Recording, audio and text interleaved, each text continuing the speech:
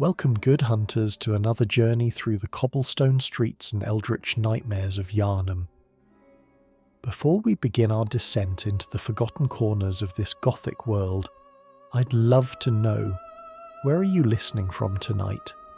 Are you settling into bed in a quiet room, perhaps with rain pattering against your window? Or maybe you're travelling through the night, headphones in, seeking comfort in familiar darkness. Wherever you are, whatever brings you here, know that you're among fellow seekers of the arcane, the mysterious, and the overlooked. Tonight's exploration takes us beyond the well-trodden paths of Bloodborne's narrative. We know the stories of Gehrman, of Lady Maria, of Lawrence and his terrible transformation. We've studied the tragic tale of the Orphan of Kos and contemplated the cosmic horror of the moon presence. But what of those who stand in the shadows of these titans? What of the unnamed, the overlooked, the forgotten? Bloodborne's world is dense with history layered like the sediment of ages. For every named character whose story we follow, there are dozens, perhaps hundreds of others who lived, struggled, and died in Yarnham's streets and in the nightmares beyond. These are the choir members who never achieved prominence, the hunters who fell before they could become legends, the scholars whose research led to madness without recognition, and the citizens who became beasts without anyone remembering their names. This is a story for sleeping, for drifting, for letting your mind wander through Gothic corridors and dreamlike revelations. There's no urgency here, no need to focus intently on every word. Let the narrative wash over you like the morning mist that creeps through Yarnham's streets, obscuring details while revealing atmosphere. If you drift off, that's exactly as it should be. These stories will be here when you wake, or at another night when sleep proves elusive. The beauty of Bloodborne lies not just in its major revelations, but in its environmental storytelling, in the item descriptions that hint at larger narratives, in the placement of enemies and the architecture of its spaces. Every element suggests lives lived and lost. The developers at FromSoftware crafted a world that extends far beyond what we directly experience, and tonight we'll explore the margins of that world, the forgotten characters who make Yarnham feel like a place with true depth and history.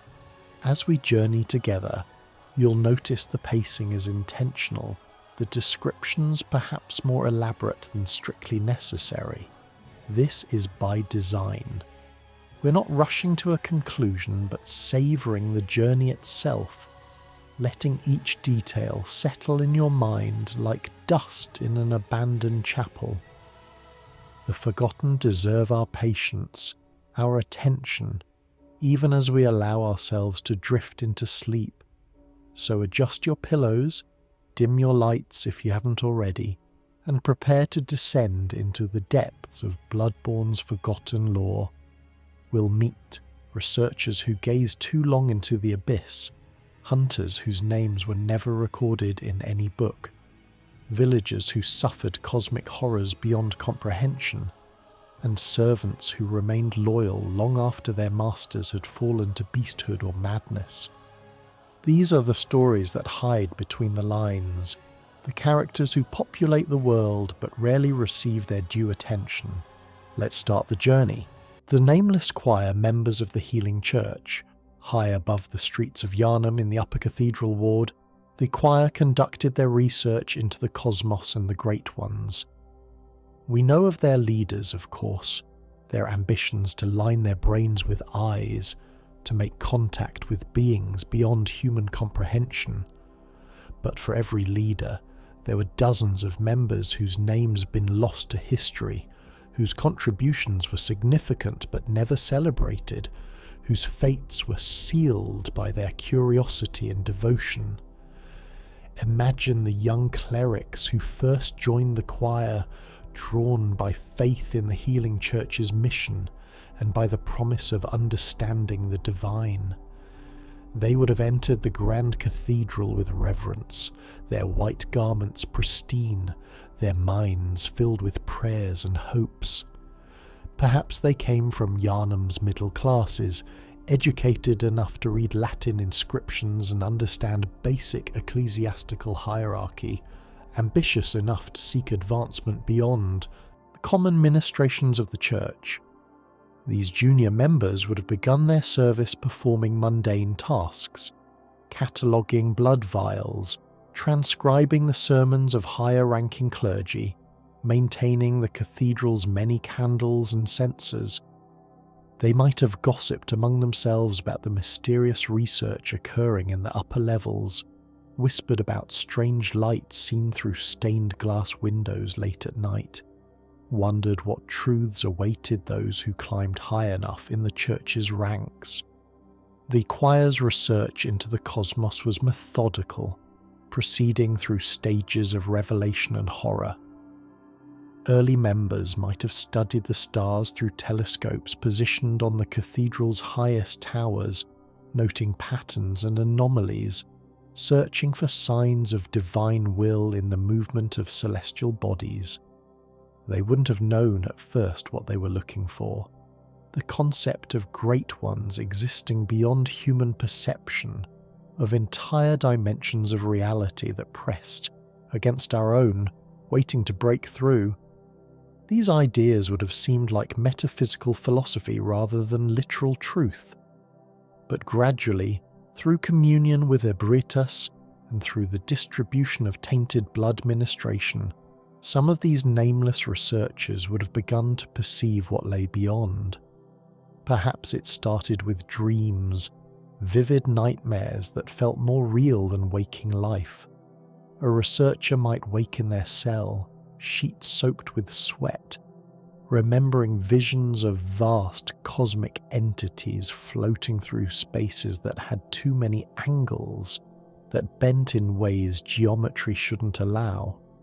At first, they might have dismissed these as mere dreams, the product of too much study and too little sleep. But the dreams would persist, would intensify. Other choir members would report similar experiences. They would compare notes, finding disturbing consistencies in their visions. The same entities appeared to multiple dreamers, the same impossible architectures, the same sense of being observed by intelligences so vast and alien that human minds could barely contain the knowledge of their existence. Some choir members embraced these revelations eagerly. These were the true believers, those who saw in the great ones not horror, but transcendence. They volunteered for experiments, allowing their colleagues to extract fluids from their eyes, to perform surgeries that planted strange growths in their brains, to feed them blood and compounds that promised to expand consciousness beyond its normal limits. Item descriptions in the game hint at these procedures: phantasms extracted from corpses, tools designed specifically for choir research, blood gems that speak of failed communion. Consider one such researcher, unnamed but implied by the items we find scattered through the upper cathedral ward. Perhaps he was a man in his 30s, dedicated to the church since childhood, brilliant but overlooked for promotion time and again. When the choir offered him a chance to participate in their experiments, he saw it as his opportunity to finally prove his worth, to contribute to humanity's ascension, rather than remaining forever a junior researcher. The early procedures might have seemed benign, even beneficial. Enhanced vision, the ability to perceive subtle patterns in blood samples that others missed, a sense of connection to something greater than himself. He would have felt chosen, special, validated in his years of devotion. His reports would have been enthusiastic, encouraging others to submit to similar treatments. But the procedures never stopped at beneficial enhancements. The choir's goal was not modest improvement, but complete transformation, the creation of a new type of being that could commune directly with the Great Ones. Each treatment pushed further, demanded more. Our researcher would have noticed changes. His eyes became sensitive to light, forcing him to work in dimness or complete darkness. His sleep became impossible without sedation. His dreams when he did sleep filled with whispers in languages he somehow understood despite never having learned them. His colleagues would have noted his deterioration with clinical interest, recording his symptoms while subjecting him to additional procedures. The tragedy of the choir was that its members convinced themselves they were progressing toward enlightenment, even as they descended into something far worse. Their white garments, once symbols of purity and divine service, became shrouds for their transformation into something less than human. Not all choir members went willingly into these transformations. Some, seeing what became of their colleagues, must have tried to resist, to flee, to warn others. But the upper cathedral ward was isolated, accessible only to those with special keys, monitored by church servants who had their own reasons for keeping secrets. A researcher who attempted to leave might have been found wandering the corridors late at night, might have been gently but firmly returned to their quarters, might have received additional treatments to help them overcome their doubts and fears. The game shows us the end result of the choir's ambitions, the celestial emissaries, those blue-headed creatures that wander certain areas, no longer human but not quite ascended to greatness either. They're stuck in between, their humanity stripped away but their transformation incomplete, leaving them as failed experiments, neither fish nor fowl. Each of those creatures was once a person, once a researcher with hopes and dreams and families they left behind in the lower wards of Yarnham. And then there's Abhorrent herself, the great one the choir found in the ruins beneath the grand cathedral. The relationship between the choir and this cosmic entity speaks to another type of forgotten character. Those researchers who first made contact, who first heard her alien thoughts, who first attempted to communicate across the vast gulf between human and Great One consciousness. These first contact specialists would have been the choir's most talented members, selected for their mental fortitude and their willingness to sacrifice their sanity for knowledge. They would have descended into the ruins with a mixture of trepidation and exhilaration, knowing they stood on the precipice of humanity's greatest discovery. Finding Abhorrent there, abandoned by her own kind, weeping over the corpses of failed humans who tried to ascend, what must that have been like for those first researchers? The communication wouldn't have been in words, of course. Great Ones don't speak in human language. Instead, it would have been feelings, impressions, vast concepts transmitted directly into the researchers' minds.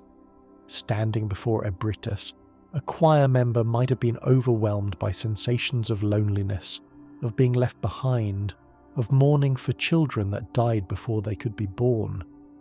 They might have felt Abhorrent's curiosity about humans, her strange affection for these small, brief creatures that nevertheless managed to find her in her hidden chamber. But with understanding came a price. Each communion with Abhorrent left researchers changed, their minds restructured to accommodate thoughts no human brain was designed to hold. Some went mad immediately, their consciousness shattered by contact with something so fundamentally alien. Others maintained a semblance of sanity for weeks or months, slowly degrading as the knowledge they'd gained ate away at their human identity. The choir kept records of these encounters, clinical notes about which approaches to communion were most successful, which produced the most valuable insights before the subject's inevitable breakdown. These records would have been meticulously maintained by other unnamed researchers, scribes who transcribed the increasingly incoherent ravings of their colleagues, attempting to extract meaning from madness. As Yarnham descended into the nightmare of the Beast Plague, the choir's research took on a desperate urgency. They believed communion with the Great Ones represented humanity's only hope for salvation, that if they could just perfect the process, just find the right combination of procedures and blood treatments, they could elevate everyone to a state beyond the reach of the beastly scourge. This urgency led to increased experimentation, more volunteers or conscripts subjected to treatments, more failures, more forgotten researchers who became casualties in the pursuit of transcendence. In the upper cathedral ward, we find the results of these experiments scattered like abandoned toys. Failed celestial children, researchers transformed into brain-headed monstrosities, pools of strange fluids that might once have been human bodies. Each represents a forgotten choir member, someone who entered the cathedral with faith and ambition, and left behind only a cautionary tale about the dangers of seeking knowledge that humans were never meant to possess, the lost hunters of the old workshop.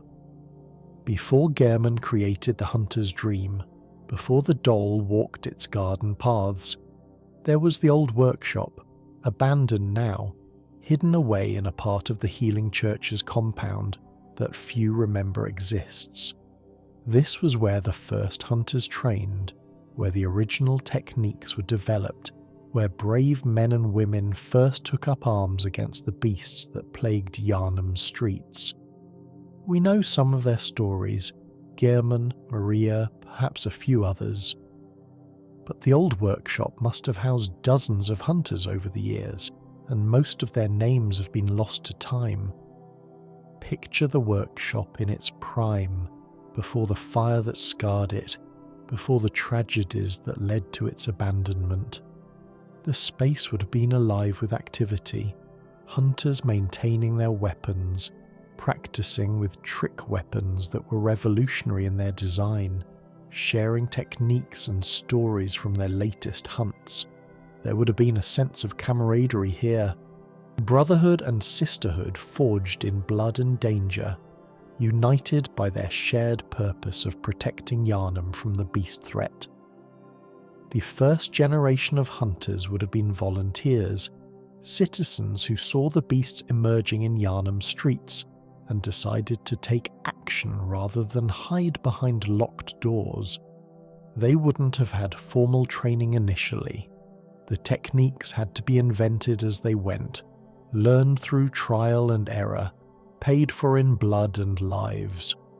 These early hunters experimented with weapons, trying to find what worked best against creatures that were stronger and faster than humans, that could shrug off wounds that would fell a normal person. Consider one such early hunter, a man we might call the woodcutter. He came from the Forbidden Woods, knew those ancient trees better than anyone, had spent his life felling timber for Yarnham's construction projects. When the beasts began appearing, he took up his axe, not a hunter's axe yet, just his work tool, and defended his community. He was strong from years of labour, quick from avoiding falling trees, and possessed of a practical courage born from facing natural dangers every day. The woodcutter might have been among the first to seek out Gehrman, having heard rumours of a hunter training others in new techniques. At the old workshop, he would have learned to treat his axe not just as a tool for chopping wood, but as a weapon designed specifically for combat. He would have trained in the workshop's main hall, sparring with other hunters, learning the timing and precision required to face beasts in close combat. His experience in the woods would have made him valuable for hunts that took place outside the city. He knew the animal trails, understood how to track prey, could navigate through darkness and fog that would have left city-born hunters hopelessly lost. Other hunters would have relied on him during expeditions into the Forbidden Woods back when those expeditions were more common, before the area became too dangerous even for seasoned hunters to risk. But like all hunters, the woodcutter would have had to face the slow corruption that came with the hunt. Each beast slain, each night spent in blood-soaked combat, would have pushed him closer to the very thing he fought against. Perhaps he noticed it first in small ways, his senses becoming too acute, smells and sounds overwhelming him. He might have found himself craving raw meat, feeling uncomfortable in sunlight, becoming irritable and aggressive toward his fellow hunters over small provocations. The old workshop had no doll to channel the hunter's bloodlust, no dream to separate the hunt from waking reality. Hunters of this era lived with the full psychological weight of what they did, and many didn't survive it. Some gave in to the beast within and had to be put down by their former companions. Others recognized what was happening to them and chose to end their own lives before they became monsters. The woodcutter might have been one of these, someone who saw his humanity slipping away and made the choice to die human rather than live as a beast. Another forgotten hunter might have been the scholar, a former student of Bergenwerth who joined the hunt not out of martial prowess but out of intellectual curiosity. The scholar would have been physically weaker than many other hunters, compensating with strategy and knowledge.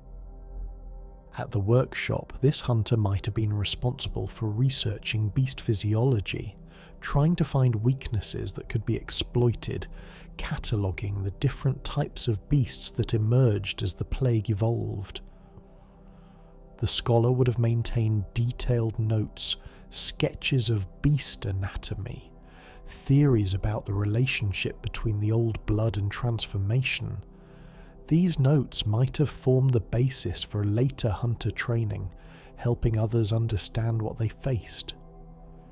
But the scholar's research would have required getting close to beasts, studying them in ways that other hunters found disturbing. There would have been whispered concerns among the workshop's residents. Was the scholar spending too much time with captured beasts? Were the dissections really necessary? Did the research risk exposing everyone to tainted blood? These concerns might have been justified.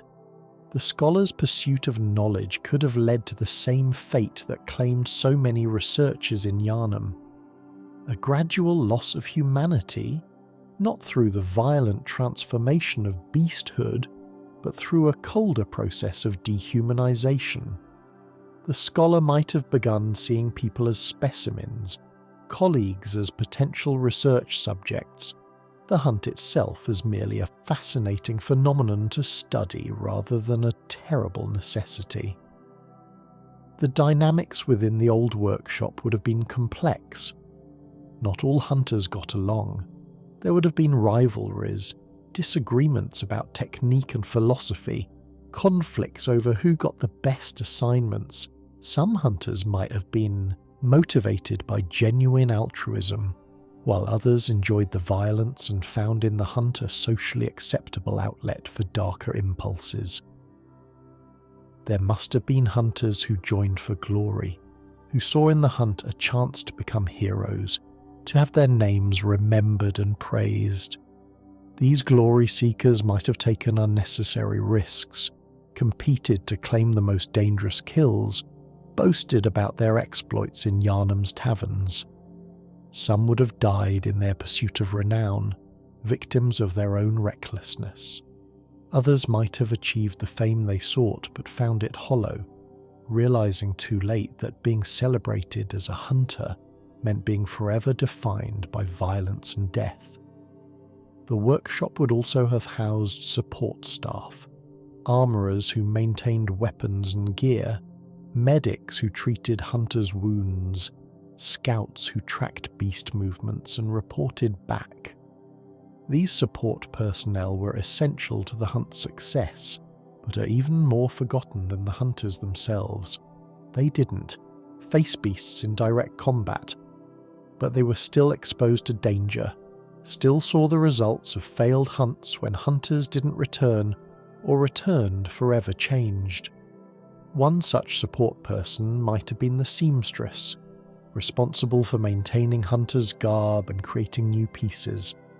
She would have seen every hunter who passed through the workshop, taking their measurements, noting their preferences, repairing tears and blood stains after each hunt.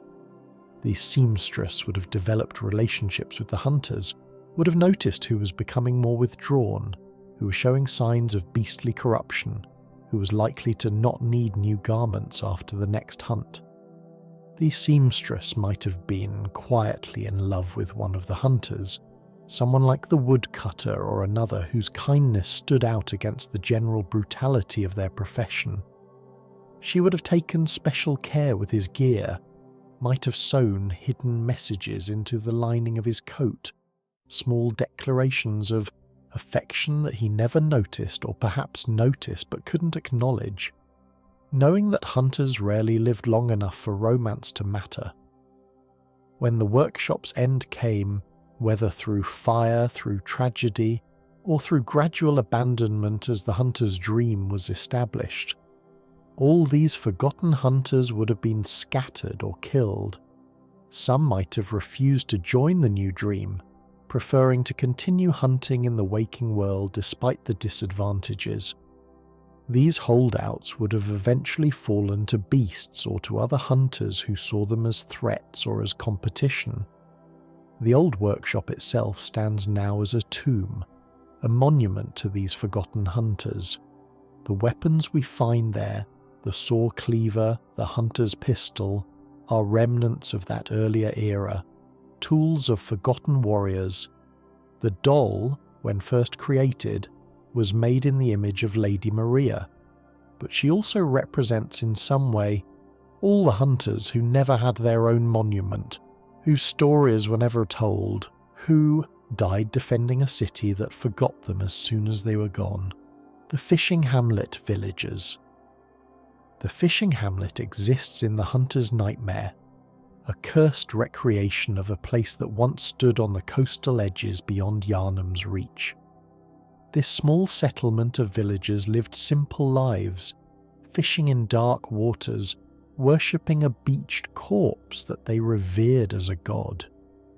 We know the hamlet's fate, discovered by Bergenwerth scholars, desecrated by hunters, ultimately cursed for the sins committed against its inhabitants and their patron Great One. But who were these villagers as individuals? What were their lives like before scholars and hunters came to destroy everything they knew? The hamlet would have been isolated, cut off from the larger world by geography and choice. The villagers lived according to rhythms set by tides and seasons, their existence shaped by the sea and by their devotion to Kos. They were not sophisticated in the ways that Yarnham citizens were sophisticated, but they possessed their own forms of knowledge, their own understanding of mysteries that the scholars would later try to steal and pervert. Among these villagers was surely an elder, a keeper of traditions, someone who could remember when Kos first washed ashore, who had witnessed the Great One's death and the community's adoption of the corpse as a divine presence. This elder would have been the hamlet's spiritual leader, the one who interpreted Kos's will, who led ceremonies on the beach where villagers paid homage to their deceased god. The elder would have taught younger generations about their relationship with Kos, how the Great One had blessed them even in death, how the parasites that grew from the corpse were sacred, how the villagers' gradual transformation, their slightly hunched backs, their greyish skin, their affinity for water, was not a curse but a gift, bringing them closer to their patron. The elder would have been a source of wisdom and comfort, reassuring villagers when they felt afraid, helping them understand changes in their bodies and in the world around them. When the Bergenwerth scholars arrived, the elder would have been the one to greet them. Perhaps at first the meeting seemed friendly. The scholars would have asked questions about Kos, about the hamlet's customs, and the elder, proud of their community's unique relationship with a Great One, would have answered honestly.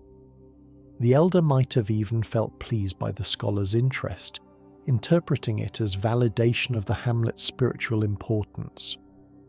But the scholars' questions would have become more invasive, their interest more disturbing. They wouldn't have been content with stories and observations. They wanted samples. They wanted to dissect parasites. They wanted access to Kos's corpse itself. The elder would have refused, would have tried to explain that these things were sacred, that interfering with them would be a grave sin. The scholars wouldn't have cared about such superstitions as they saw them. They had come for a knowledge, and no simple fishing folk were going to stand in their way. Among the younger villagers was surely a fisherman, someone in his prime, strong from hauling nets and rowing boats, capable of providing for his family.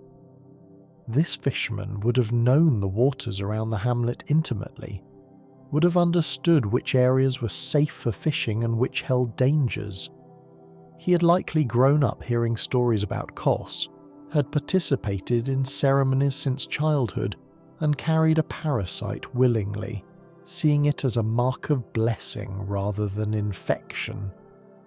The fisherman would have had a wife, perhaps, and children who played on the beach, collecting shells and poking at tide pools. His life would have been simple but sufficient. His concerns focused on practical matters, weather patterns, the quality of his nets, the health of his family. He would have been content, not yearning for the sophistication of cities like Yarnham, satisfied with the hamlet's isolation and its tight-knit community. When the scholars began their work, the fisherman would have been among the first to feel uneasy. He would have noticed how they looked at the villagers, not with respect but with clinical interest, as if the people were specimens to be studied rather than humans to be treated with dignity. He might have voiced his concerns to the elder, might have argued that the scholars should be asked to leave, but the elder, still hoping for peaceful coexistence, would have counselled patience. The fisherman's fears would have been proven right when the hunters arrived. Perhaps Master Willem sent them, or perhaps they came on their own, having heard rumours of a place where the boundary between human and Great One had blurred. The hunters would have viewed the hamlet not as a home but as an infestation, the villagers not as people but as things to be cleansed. The attack, when it came, would have been brutal and efficient. The fisherman would have tried to defend his family armed with nothing but a fishing spear and his knowledge of the local terrain. He might have managed to kill a hunter or two, surprising them with his ferocity, but he would have been outmatched. Professional hunters trained by Gehrman and his workshop would have overwhelmed a simple fisherman no matter how desperate or brave. He might have died on the beach, his blood mixing with the sand, his last sight the smoke rising from his burning home.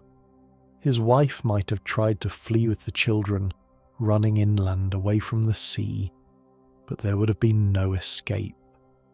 The hunters were thorough in their work, hunting down every villager, killing everyone who carried the touch of Kos.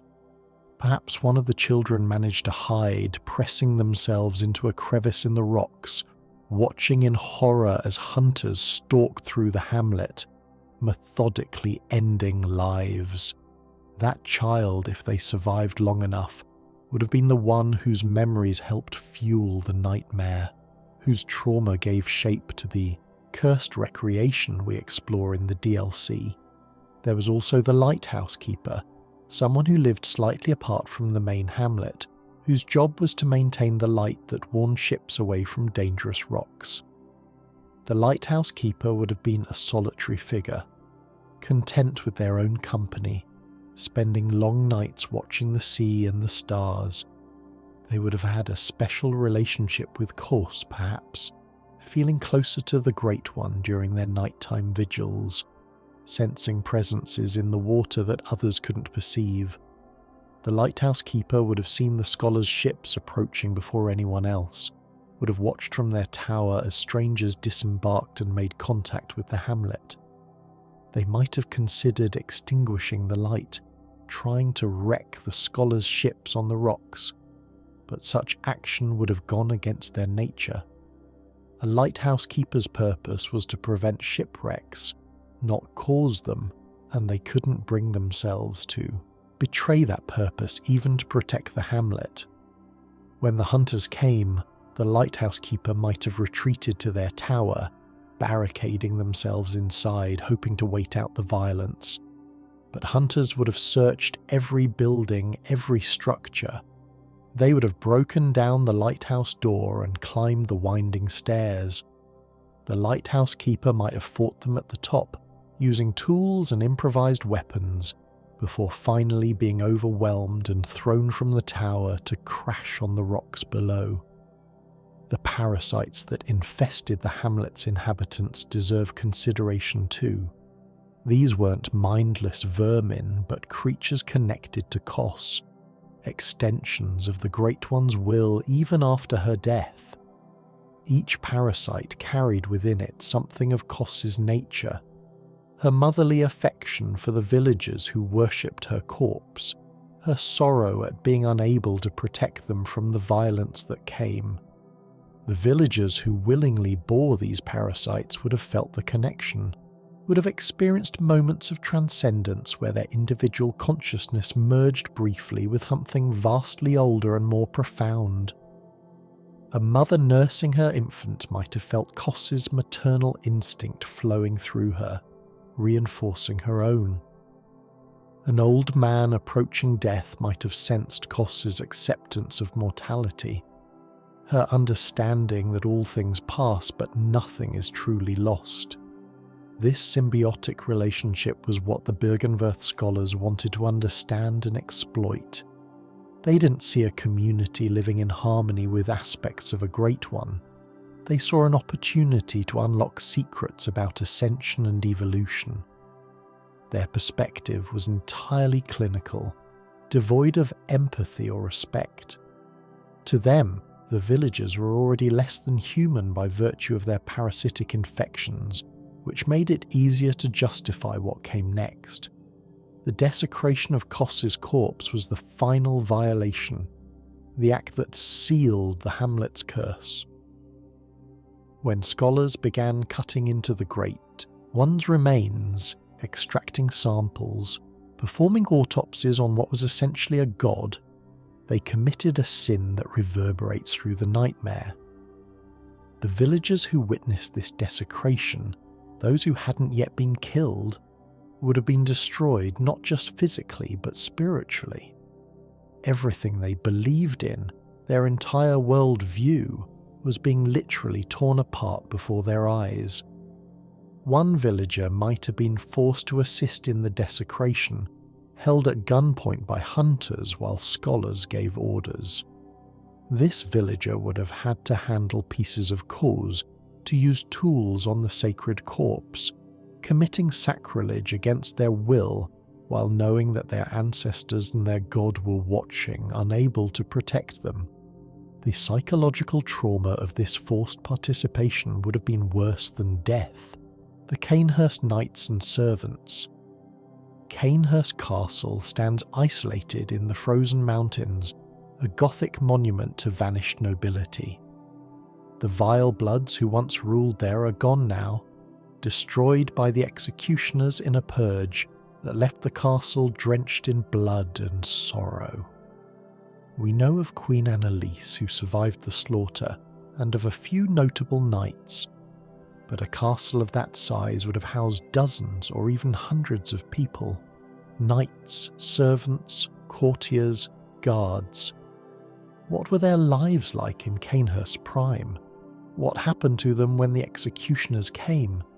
The castle in its glory days would have been a place of dark splendour, The vile bloods didn't hide their nature but celebrated it, viewing their consumption of blood not as a curse but as a mark of superiority. They lived lives of refined decadence, hosting elaborate feasts and ceremonies, the castle's halls lit by countless candles, its rooms filled with music and laughter that had a sharp, almost hysterical edge. Among the knights was surely one we might call the Loyal Blade, a warrior who had served Cainhurst since youth, who had earned his position through skill and absolute devotion to the vile blood cause. The Loyal Blade would have been a formidable fighter, trained in the castle's unique combat style that emphasized speed and aggression, wielding weapons like the shikarg that drank their wielder's blood to become more powerful. This knight would have seen himself as part of an elite brotherhood, superior to common hunters or soldiers. The vile bloods had their own code of honour, their own traditions, and the Loyal Blade would have upheld these with pride. He might have competed in tournaments held in the castle's courtyards, demonstrating his prowess before Queen Annalise and the assembled court. He would have undertaken missions on behalf of Cainhurst, perhaps hunting down those who insulted the vile bloods, or securing blood dregs from worthy victims. The Loyal Blade would have had complicated feelings about what he did. On one hand, he genuinely believed in Cainhurst's superiority, in the vile blood's destiny to rise above common humanity. On the other hand, he wasn't immune to doubt. In quiet moments, perhaps while maintaining his weapons in his quarters late at night, he might have wondered about the morality of killing for blood, about whether the vile blood's practices truly represented evolution or merely degeneration dressed in noble clothing. When word came that executioners were marching on the castle, the Loyal Blade would have helped organise the defence. He would have positioned knights at strategic points, reinforced doors and gates, prepared for a siege. But the executioners came in greater numbers than expected, and they came with terrible purpose. The battle would have been desperate from the start, the vile bloods outnumbered and ultimately outmatched by warriors who fought with righteous fury. The Loyal Blade might have led several counterattacks, rallying other knights, trying to stem the executioners' advance through the castle. He would have killed many before falling, perhaps dying in the throne room itself, trying to protect Queen Annalise even as she commanded him to save himself. His body would have been among the many that littered the castle afterward. Just another nameless casualty in a conflict between factions that both claimed moral superiority. The castle's servants are even more forgotten than its knights. These were people who kept Cainhurst functioning, maids who cleaned blood from carpets, cooks who prepared elaborate meals, groundskeepers who maintained the gardens even in the perpetual winter that surrounded the castle. They lived and worked in a place steeped in blood and death, yet they performed their duties with professionalism and discretion. Consider the head maid, a woman who had served Cainhurst for decades, who had seen the vile bloods rise to power, and who managed the castle's large staff with firm efficiency. She would have been privy to many secrets, would have known which nobles were conducting forbidden experiments in the castle's lower levels, which knights were competing for the queen's favour, which courtiers were plotting against each other, yet she would have maintained absolute discretion, understanding that servants who talked too much didn't remain in service long. The head maid would have had complex feelings about her employers. She would have respected their power and sophistication, while finding some of their practices disturbing. She might have remembered a time before the vile blood's transformation, when Cainhurst nobility were merely arrogant rather than monstrous. She would have adapted to the changes, trained her staff to show no reaction when cleaning rooms where blood rituals had been performed, to ignore strange sounds from locked chambers, to serve blood at table as if it were vintage wine. When the executioners came, the head maid would have tried to protect her staff, hiding younger servants in secret passages, urging them to flee while there was still time. But many servants were loyal to Cainhurst and refused to abandon their posts. They might have taken up whatever weapons they could find, kitchen knives, fire pokers, gardening shears, and tried to fight alongside the knights. These servants, utterly untrained in combat, would have been cut down easily, their loyalty rewarded with swift deaths. The castle's library keeper deserves mention as well. Cainhurst Library would have contained volumes of forbidden knowledge, texts on blood magic and communion with dark forces, records of the Vile Blood's lineage and their pacts with powers beyond human understanding. The library keeper would have been a scholarly figure, responsible for maintaining and cataloguing these dangerous books, perhaps conducting research of his own into the mysteries they contained. This keeper would have been elderly by the time of the executioners, spending most of his time among his books, rarely emerging except for meals and mandatory court appearances. He loved the library more than he loved people, found comfort in the musty smell of old pages and the silence broken only by the scratch of his pen as he made notes and cross-references. When the executioners broke into the library, he would have tried to save the books, knowing they were irreplaceable, more valuable than his own life. The executioners, of course, would have burned the books systematically, seeing them as sources of corruption that needed to be destroyed. The library keeper might have died trying to stop them, thrown onto a burning pile of texts he'd spent his life preserving, his screams mixing with the crackle of flames consuming centuries of accumulated knowledge. Among the courtiers was surely a painter, someone who documented life in Cainhurst through art. This artist would have created portraits of nobles, scenes of castle life, works that captured both the beauty and the horror of the Vile Blood's existence. The painter would have had to walk a careful line, creating art that pleased patrons while honestly depicting what he saw. Some paintings might have been subtle critiques, including symbols or details that hinted at the painter's true feelings about Cainhurst practices. The painter might have been working on a grand fresco in one of the castle's main halls when the attack came, a work commissioned by Queen Annalise herself depicting the Vile Blood's glory. Hearing the sounds of battle, the painter would have faced a choice: flee or continue working, trying to finish the masterpiece before death arrived.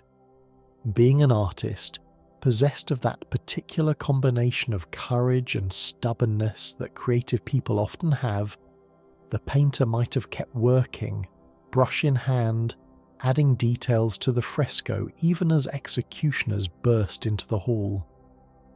The painter's body would have fallen at the base of the unfinished work, blood splattering across wet paint, inadvertently completing the piece in a way more honest than any planned composition. The guards who manned Cainhurst's walls and gates were different from the noble knights. These were professional soldiers, hired for their skill rather than born into privilege. They might have come from Yarnham or other cities, drawn by the generous pay Cainhurst offered to those willing to protect its isolation. These guards would have had fewer illusions about their employers than the knights, seeing the Vile Bloods not as superior beings, but as dangerous people who paid well and asked few questions about their employees' pasts. One such guard might have been a former criminal, someone fleeing justice in Yarnham, who found refuge in Cainhurst's service. This guard would have been competent with weapons but morally flexible, willing to look the other way when nobles brought bound prisoners into the castle, willing to dispose of bodies without asking how they died. The pay was good, the work relatively easy during peaceful times, and questions were discouraged. What more could a man with a criminal past ask for? When the executioners attacked, this guard would have fought not out of loyalty, but out of self-preservation and professional pride. He'd been paid to defend the castle, and he would do his job even if he felt no particular attachment to those within. He might have killed several executioners before being overwhelmed, his competence earning him a death slightly less ignoble than he might have expected. His last thought might have been bitter amusement that he'd found a worse end at Cainhurst than he ever would have faced in Yarnham. The castle's stables housed horses that needed care, and there would have been stable hands, people who knew little and cared less about vile blood politics, but who loved the animals in their charge. These humble workers would have tended to the horses daily, mucking stalls, providing feed and water, exercising the animals in the courtyard. When the attack came, one stable hand might have tried to save the horses, leading them out of the stables and into the frozen wilderness, hoping they might survive even if everyone in the castle died. This act of kindness would have been almost certainly futile. Horses released in the frozen mountains wouldn't have survived long. But it speaks to the essential humanity that persisted even in Cainhurst's dark shadow. Not everyone in the castle was corrupt or evil. Some were simply people trying to do their jobs, caring for animals, maintaining buildings, living their lives as normally as possible in an abnormal place. Queen Annalise's handmaidens were perhaps the most tragic of the forgotten servants. These young women would have attended the Queen personally, helping her dress, maintaining her quarters, serving her meals. They would have been chosen for their discretion and their ability to witness terrible things without flinching. The Queen's immortality meant she'd outlived many handmaidens, watching them age and die while she remained eternally youthful, eternally hungry, eternally alone in ways that her servants couldn't fully comprehend. The handmaidens who served during the executioner's attack would have been with the Queen when the throne room's doors burst open. They would have seen the executioners approach, weapons raised, faces hidden behind helmets. Perhaps one handmaiden tried to shield the Queen with her own body, an utterly futile gesture but one made from genuine loyalty or love. The executioners would have pushed her aside. They weren't interested in servants, and proceeded to brutalize Queen Annalise in ways meant to destroy her immortal body. That handmaiden, if she survived the initial assault, would have been forced to witness the Queen's violation, unable to help, unable to look away. She might have been the one who later helped Annalise, who tended to the Queen's wounds as best she could, who stayed in the castle even after everyone else was dead, remaining loyal because she had nowhere else to go, and because someone needed to bear witness to what had happened. The castle's children are perhaps the most overlooked victims. Cainhurst wasn't only inhabited by adults.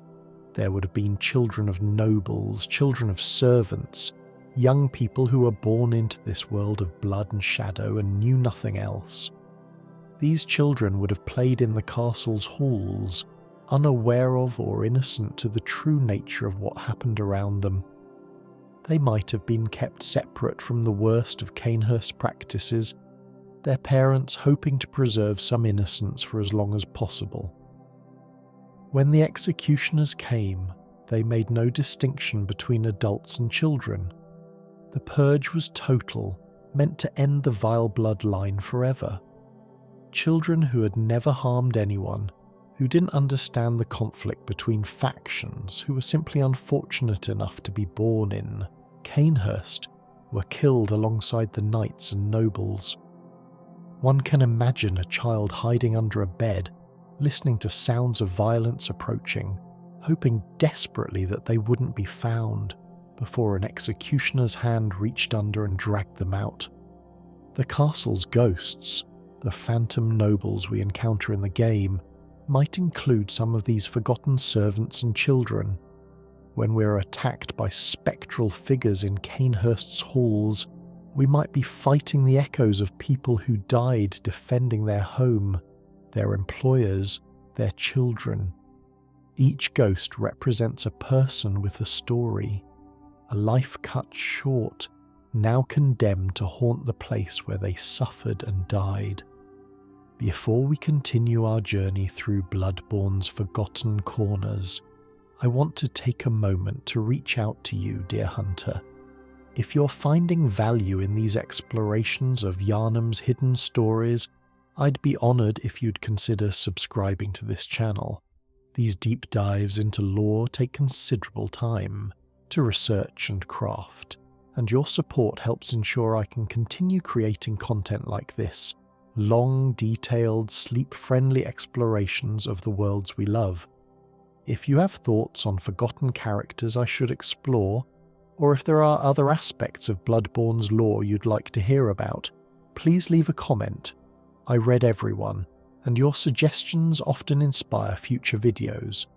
The community that's formed around these lore explorations is something truly special, and you're part of that. Now let's return to the streets and shadows of Yarnham, to the forgotten souls who populate its nightmare, the Bergenwerth Students. Bergenwerth stands as a monument to forbidden knowledge, a place where the pursuit of truth led to tragedy and transformation. Master Willem presided over this institution, but he didn't labour alone. Bergenwerth was a college, a place of learning, and that means it housed students. Scholars who came seeking enlightenment and found something far stranger and more terrible. Most of these students have been forgotten, their names unrecorded, their fates unknown except in the broadest strokes. The students who attended Bergenwerth would have been the best and brightest from Yarnham and beyond, young people with keen minds and insatiable curiosity. They would have competed for the privilege of studying under Willem, submitting essays and undergoing examinations to prove their worthiness. To be accepted to Bergenwerth was to be marked as special, destined for greatness, or so they believed. Among these students was surely one we might call the idealist, a young man from a modest background who saw in Bergenwerth a chance to change the world. The idealist would have arrived at the college full of hope and enthusiasm, eager to learn from the great Willem, dreaming of discoveries that would benefit all humanity. He might have come from a family affected by the early stages of the Beast Plague, motivated by a desire to understand and cure the affliction that was spreading through Yarnham. The idealist's early days at Bergenwerth would have been everything he hoped for. The college's library contained texts on subjects he'd never even imagined. Its laboratories were equipped with instruments of incredible sophistication, and his fellow students were brilliant individuals who challenged and inspired him.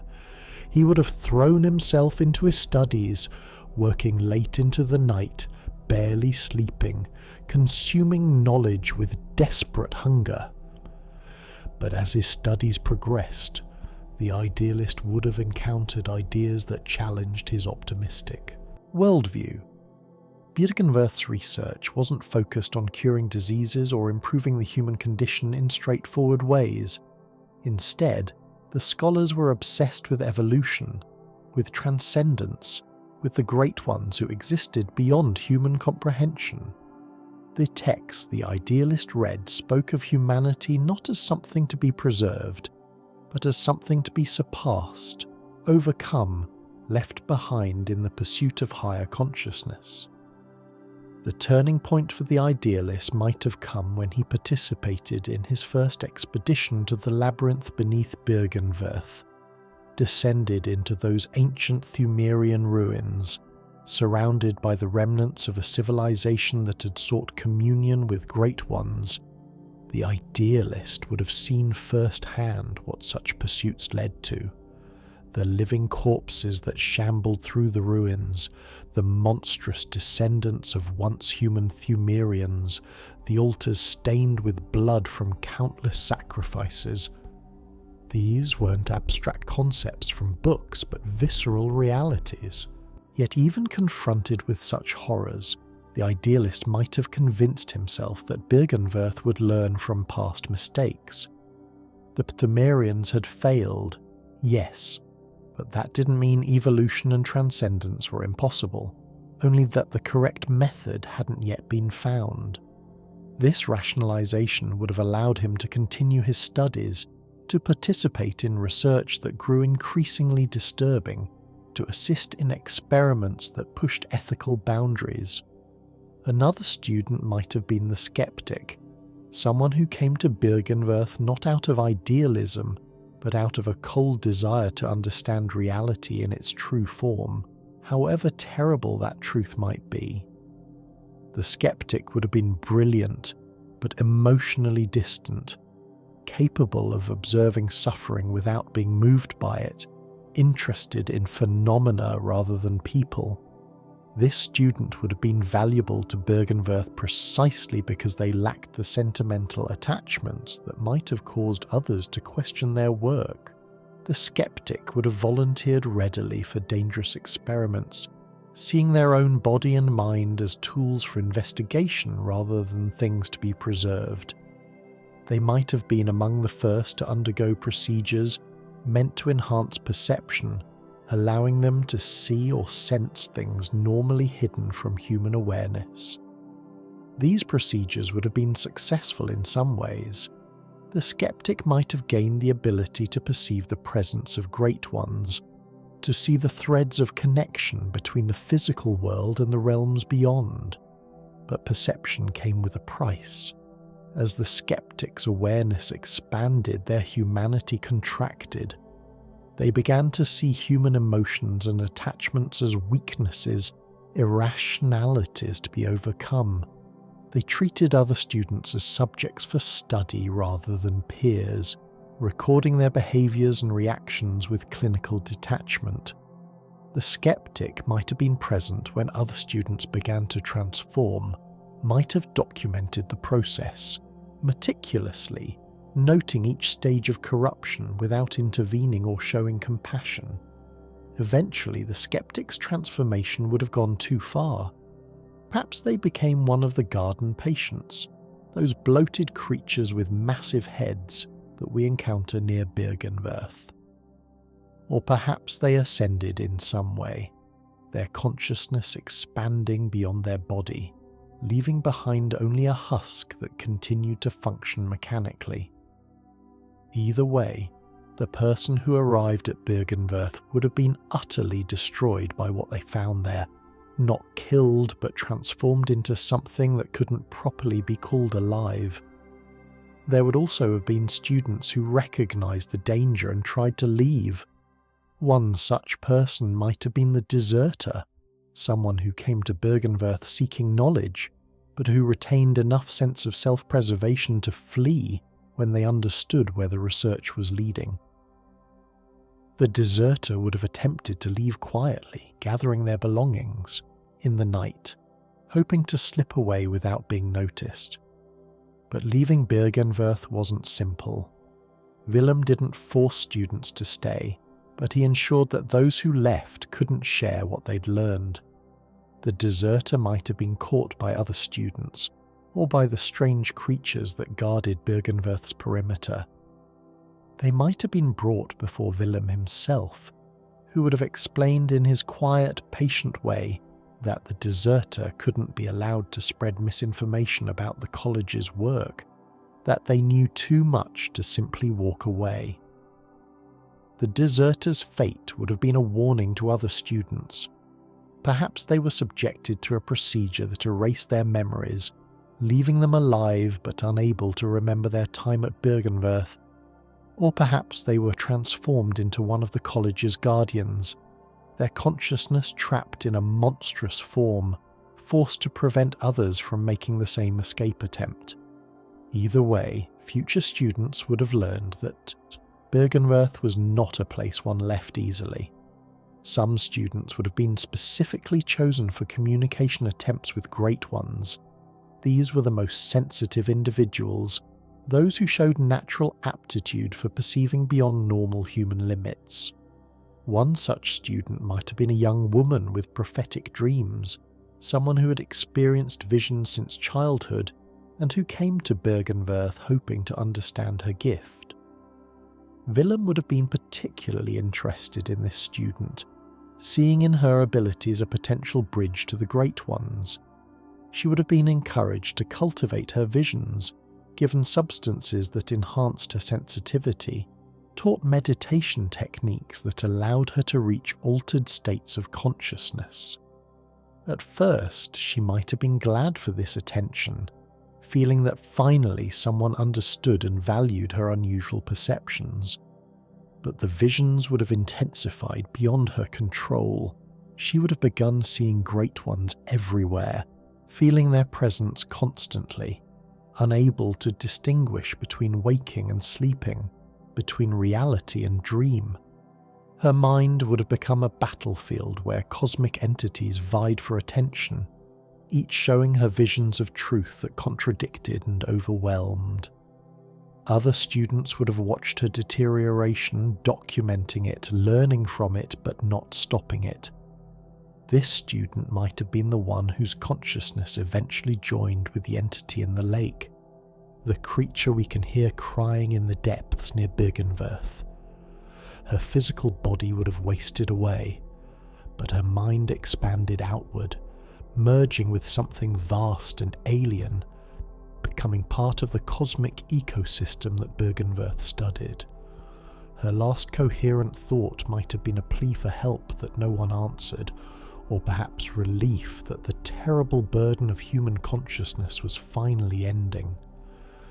The practical students, those focused on applications rather than pure research, would have had their own tragedies. These were students interested in how Bergenwerth's discoveries could be used, perhaps to cure diseases, perhaps to enhance human capabilities, perhaps for more sinister purposes. They would have seen in the old blood a tool, a substance that could be refined and directed towards specific goals. One such student might have been instrumental in developing the blood ministration techniques that the Healing Church later adopted. This student would have conducted experiments determining proper dosages, testing different methods of administration, studying the effects on various subjects. They would have believed they were doing important work, that the suffering they caused in their experiments was justified by the potential to save countless lives. But this student would have failed to understand, or would have willfully ignored the corrupting nature of the old blood. Each use of blood ministration, even when properly administered, carried the seeds of beast transformation. The student's work meant to heal would actually contribute to the beast plague that would eventually consume Yarnham. By the time they realised this, if they ever did, it would have been too late. The Healing Church had already adopted their techniques, already begun distributing blood to the masses, already set in motion the catastrophe that would define Yarnham's future. The rivalries between students would have been intense. Bergenwerth attracted competitive individuals, people who needed to be the first, the best, the most recognised.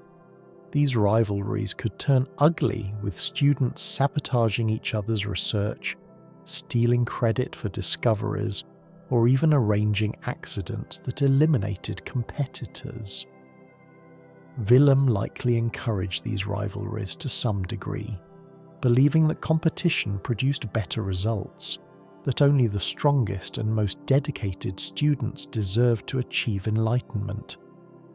One rivalry might have been between two brilliant students who arrived at Bergenwerth the same year, who were immediately compared to each other by their peers and instructors.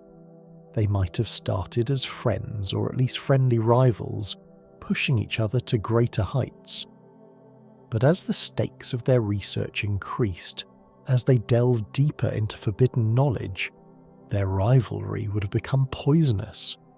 Perhaps one student discovered something groundbreaking and chose not to share it with their rival.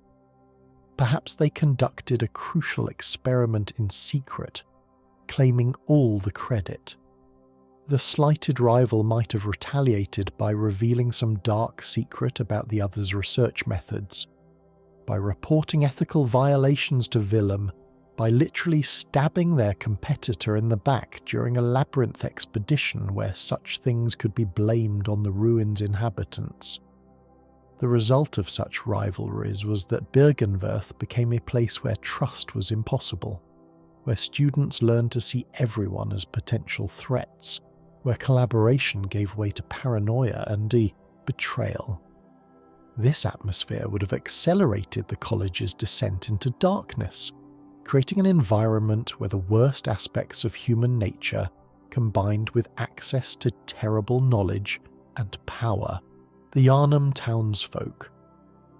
Yarnham streets are filled with hostile crowds in the game, mobs of citizens transformed into beasts or into murderous hunters of beasts. But before the long night of the hunt, these were ordinary people living ordinary lives. They had jobs and families, hopes and fears, daily routines and personal quirks.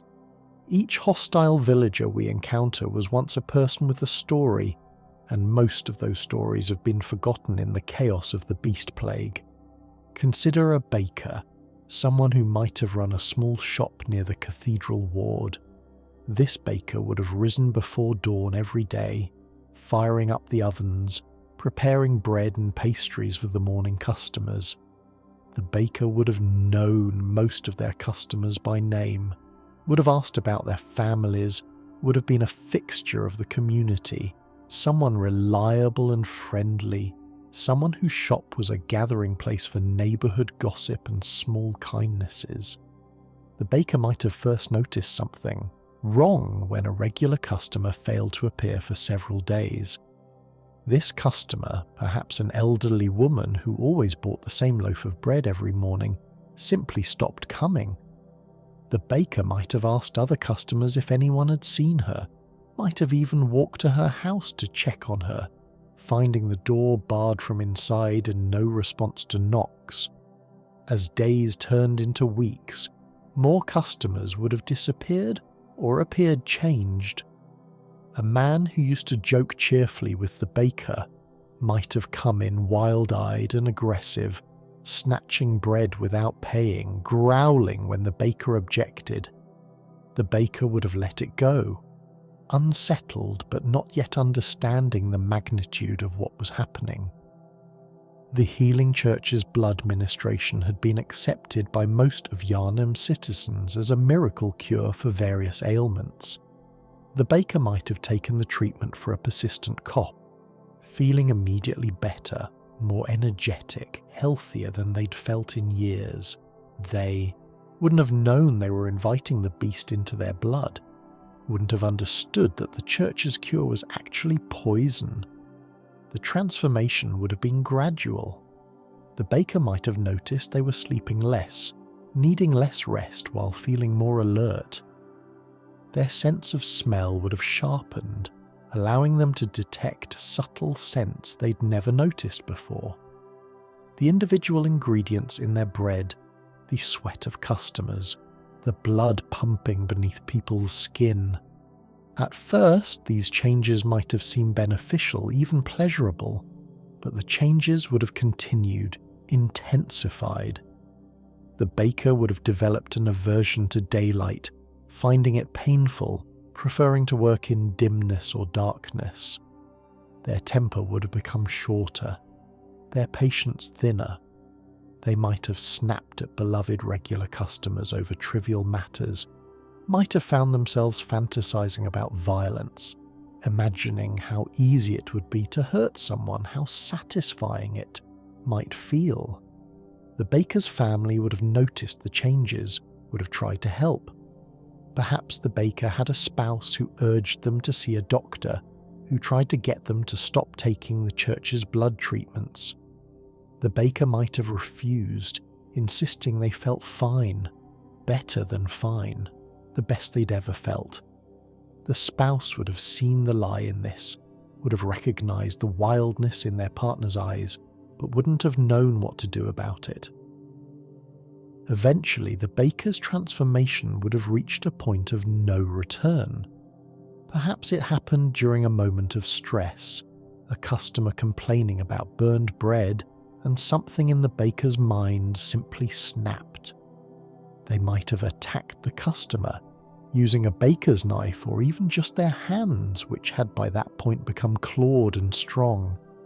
The customer would have screamed, would have tried to fight back, and other customers would have fled the shop in terror. The baker, covered in blood, might have had a moment of clarity, a horrified recognition of what they'd done. But that moment would have passed quickly, overwhelmed by the beast within, which was now fully awakened and could not be suppressed. The baker might have fled into the streets, might have been hunted down by church hunters, might have been killed, or might have survived to become one of the many beasts that plague Yarnham's nights.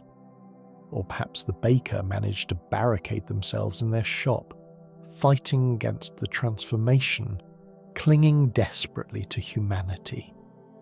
When we encounter hostile villagers hiding in buildings, banging on doors and windows, perhaps some of them are people like the baker, people who haven't fully transformed, who are trying to resist even as they feel themselves slipping away.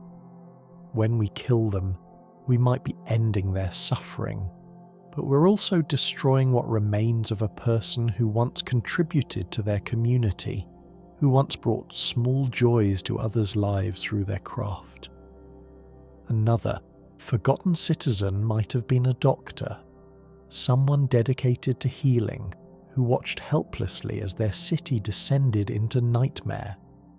This doctor wouldn't have been a church doctor, not part of the power structure that controlled blood ministration, but rather an ordinary physician treating everyday ailments in a small clinic. This doctor would have been among the first to recognise the pattern in their patients' symptoms: an increase in aggression, insomnia, heightened senses, an aversion to light. These symptoms appeared again and again in patients who had received blood ministration. The doctor might have tried to report their findings to the healing church, hoping to help refine the treatments, to make them safer. But the church wouldn't have wanted to hear such reports. They had invested everything in blood ministration, had built their entire power structure around controlling and distributing the old blood. A doctor suggesting that their miracle cure was causing problems would have been seen as a threat, someone spreading dangerous misinformation that could undermine public faith in the church. The doctor might have been warned to stay quiet, perhaps visited by church hunters who made it very clear that continued investigation would be unhealthy. But this doctor, dedicated to the Hippocratic Oath, to the principle of doing no harm, couldn't simply stop. They might have continued treating patients, continued documenting symptoms, continued trying to find ways to reverse or slow the transformation they were seeing. Eventually, the doctor's own patients might have turned on them. Someone the doctor had been trying to help, someone in the early stages of beast transformation, might have attacked during an examination. The doctor might have been killed in their own clinic, surrounded by medical texts and treatment notes, their work incomplete and ultimately futile. Or perhaps the doctor survived the attack but was forced to abandon their practice, becoming one of the refugees hiding in Udon Chapel or elsewhere, having lost everything they'd built. The children of Yarnham are particularly tragic, forgotten figures. We encounter a few children in the game, the little girl searching for her mother, the orphans who are actually Great One larvae in disguise. But Yarnham would have had hundreds or thousands of children before the long night began. What happened to them all? Some children would have been infected with the beast plague like their parents, transforming at even younger ages. A child's transformation might have been even more horrible than an adult's, their small bodies warping and stretching, their innocent minds overwhelmed by bestial urges they couldn't understand. Parents might have tried to protect their transforming children, might have locked them away, unable to kill their own offspring even after they'd become monsters. Other children might have been orphaned when their parents transformed or were killed in the hunts. These children would have banded together for survival, hiding in alleys and abandoned buildings, scavenging for food, living in constant fear. They would have created their own society, their own rules, looking out for each other because no one else would. Some of these child survivors might have been tough enough, lucky enough to last through the long night, emerging as feral, traumatized young people when morning finally came. The elderly of Yarnham faced their own particular horrors. Those too old to fight, too frail to flee, would have been trapped in their homes when the hunt began. An elderly person might have heard the sounds of violence in the streets, screams, gunshots, the howls of beasts, and known they couldn't escape. They might have simply waited, sitting in their favourite chair, perhaps holding a photograph of happier times, waiting for whatever would come through their door.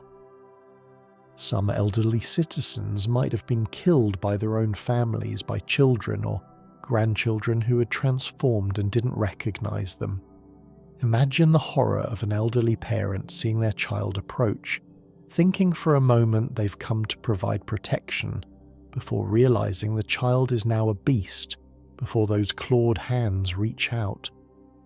The elderly person might not have even tried to resist, might have simply closed their eyes and accepted death, too tired and heartbroken to fight.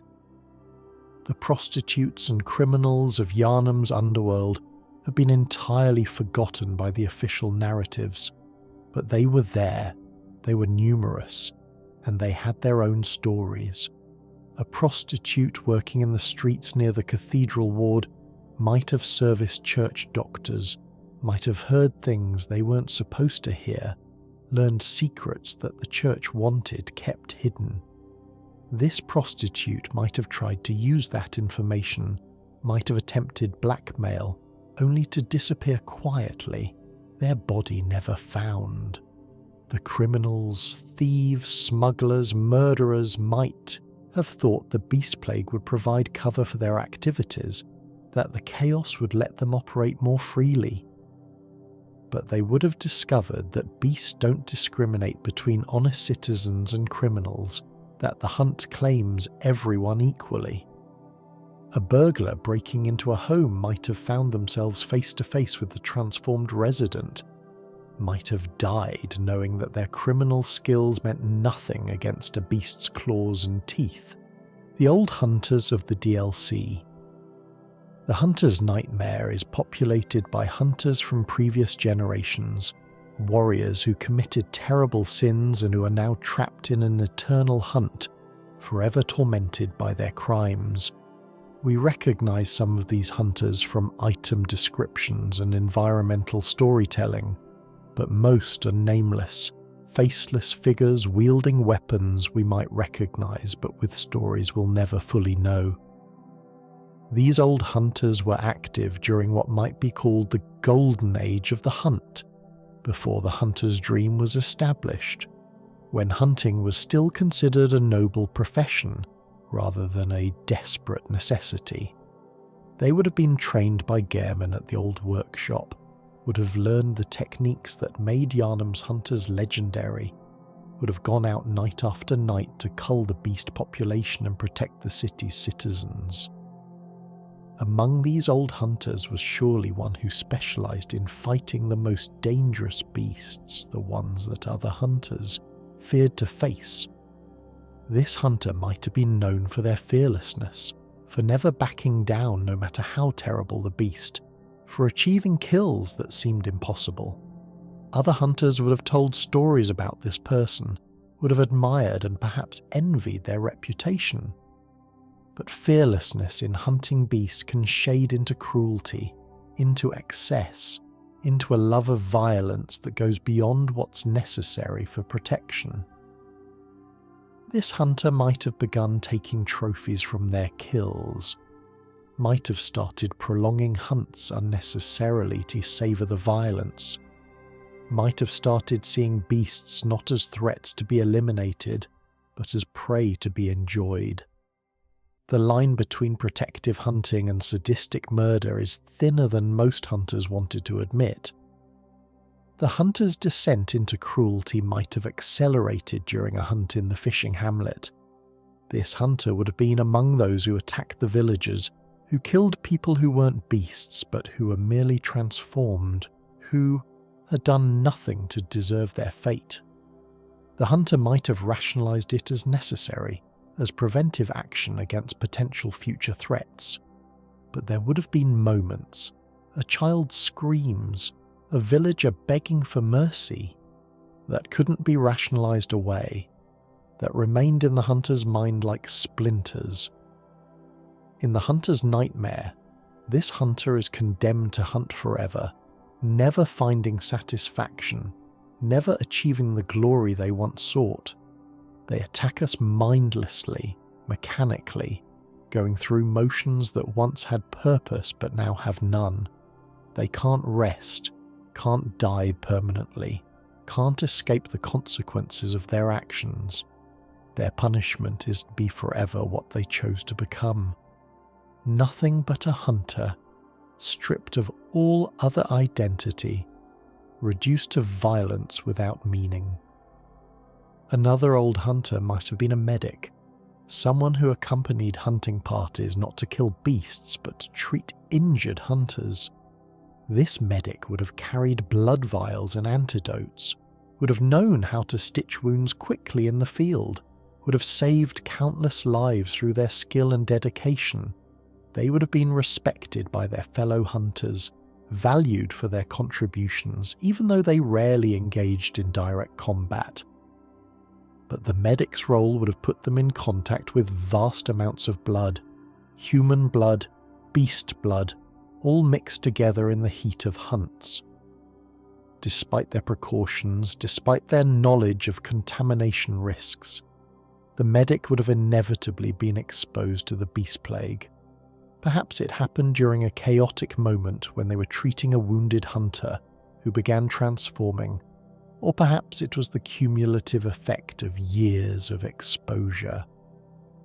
The medic's transformation would have been particularly tragic because they understood exactly what was happening to them.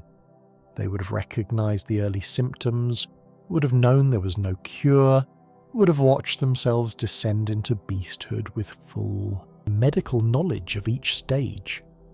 They might have documented their own transformation, leaving clinical notes describing their deteriorating condition, until finally they could no longer write coherently, and the notes devolved into meaningless scribbles and then stopped altogether.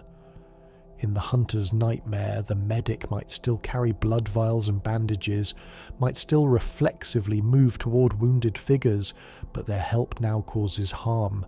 Their attempts to heal actually spread corruption. They're trapped in a parody of their former role, forever trying to fulfill a duty they can no longer properly perform. There would have been hunters who specialised in particular types of beasts. One might have been an expert in fighting the large, heavily armoured beasts that occasionally appeared, beasts that required specific strategies and weapons to defeat. This hunter would have studied beast anatomy obsessively, would have known exactly where to strike to bring down even the most massive creatures. This specialisation would have made the hunter valuable but also isolated. They couldn't relate to other hunters who didn't share their focus, couldn't explain the finer points of their techniques to those who hadn't spent years studying beast physiology. They might have become obsessive, seeing every beast as a puzzle to solve, every hunt as research rather than necessity. This clinical approach would have stripped away empathy, turning the hunter into someone who could kill with perfect efficiency, but without any emotional connection to what they were doing. When this hunter participated in atrocities like the Fishing Hamlet massacre, their specialised knowledge would have made them particularly effective and particularly cruel. They would have known exactly how to wound villagers to cause maximum suffering, would have treated human targets with the same clinical detachment they brought to beast hunting. This complete dehumanization of their victims would later become the basis of their torment in the hunter's nightmare, where they're forced to confront the humanity of those they treated as mere subjects for study. Some old hunters would have been motivated by revenge.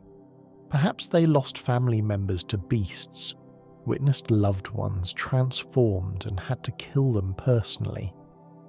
These revenge-driven hunters would have approached the hunt with a fury that made them effective but unstable. They couldn't be satisfied with simply protecting Yarnham. They needed to make beasts suffer as they had suffered.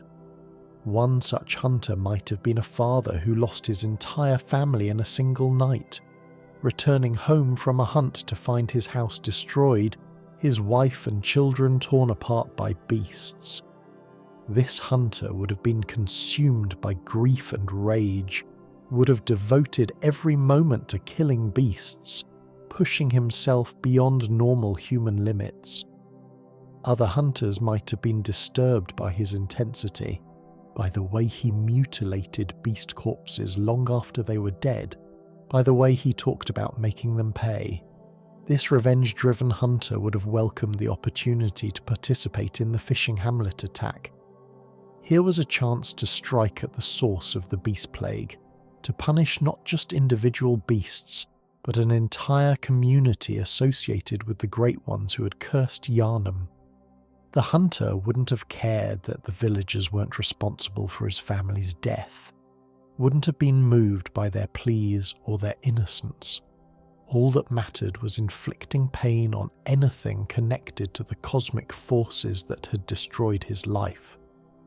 In the hunter's nightmare, this hunter's rage would have become eternal and purposeless. They attack everything they encounter with the same fury, but nothing satisfies their need for revenge because revenge can never bring back what was lost.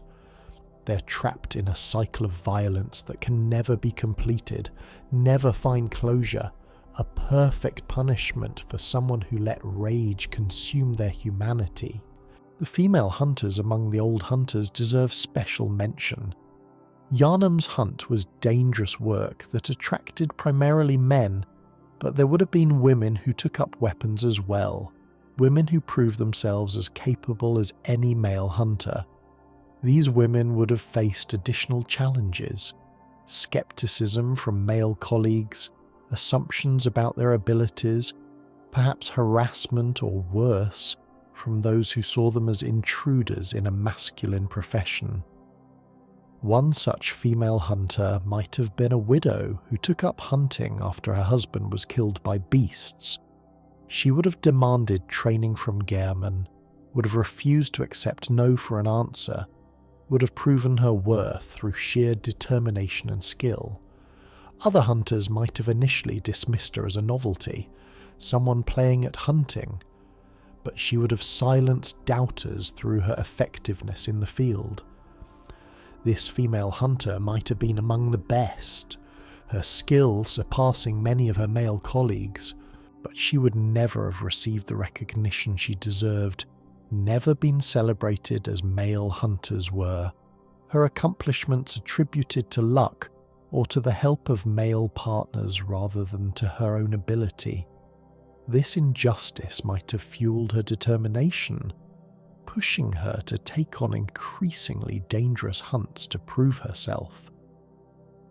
When she participated in atrocities like the Fishing Hamlet massacre, she might have been especially brutal, trying to demonstrate that she was no less capable of violence than her male counterparts. that she deserved to be treated as an equal even in the darkest aspects of the hunt. This attempt to prove herself through cruelty would later become a source of deep shame, a recognition that she had sacrificed her moral compass in pursuit of acceptance from people whose respect wasn't worth having. The old hunters who trained new recruits would have had their own burdens. These were experienced hunters who had survived long enough to pass on their knowledge, who had seen countless younger hunters die, who carried the weight of knowing that everyone they trained would likely meet a terrible end. One such trainer might have been a grizzled veteran, someone who had lost count of how many beasts they'd killed, who moved with the efficiency of long practice but without any joy or satisfaction. This trainer would have taught new hunters the techniques that might keep them alive, but would also have known that no amount of training could truly prepare someone for the psychological toll of the hunt. They would have seen eager young people arrive at the workshop full of idealism and courage, and would have known that within weeks or months those same people would be broken, corrupted, or dead. The trainer might have tried to warn them, might have been brutally honest about what the hunt involved, but words could never truly convey the reality. The trainer's cynicism would have been protective armour, a way to emotionally distance themselves from the constant loss. But it would also have made them harsh, sometimes cruel in their instruction. They might have subjected new hunters to brutal training regimens, believing that if they could break someone during training, it was better than having them break during an actual hunt. New hunters might have feared or resented this trainer, not understanding until later that the harshness came from a place of bitter care. When the trainer eventually ended up in the hunter's nightmare, condemned for their participation in past atrocities, they might have been one of the few who accepted their fate with something like understanding. They had always known the hunt was wrong, had always understood that what they did went beyond necessity into sin. The nightmare was simply the punishment they'd been expecting all along. The bill finally come due for a lifetime of blood and violence. The Thumrians beyond the Queens.